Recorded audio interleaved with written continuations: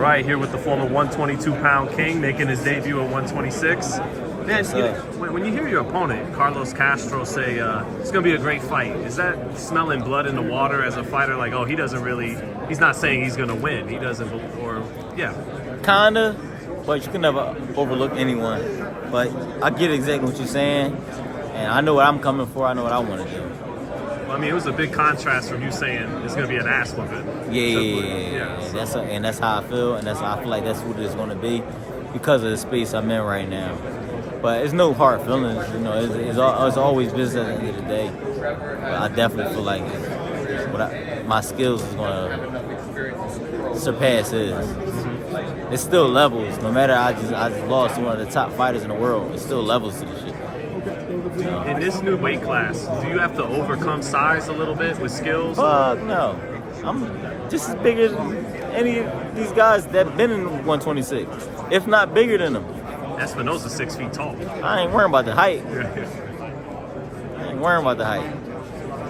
So, but man, you know, last year sold out Tokyo Dome, had the big fight with Inoue.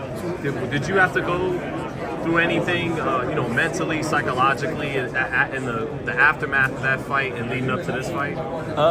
Mentally, I had to get myself back on track from my first career loss, things like that. But other than that, I'm just happy to be back.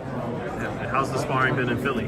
Great. And that's another thing. I've been looking forward to the sparring days. Before I don't feel like it. This camp, I've been looking forward because I've been learning. So I've been looking forward to those sparring days. Oh, it's a sparring day. Who I'm working with? What y'all want me to do? All right. How many rounds? All right, let's get it. All right, come on.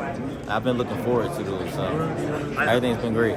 I know you're all about moving forward towards Saturday night, but was there something just off last July? My body just wasn't giving me what I wanted. I outgrew the weight class. I was running 2 times a day to make the weight. So my body just didn't give it to me. But it is what it is. He won. That's I have to learn on that behalf from taking those steps that I've took and not just moving up, but it's what it is. I know Castro's first up, man, but what do you think of a rematch with Angelo to take a title off, fight him for a title? Once we get past this one, then we can, everything is right there.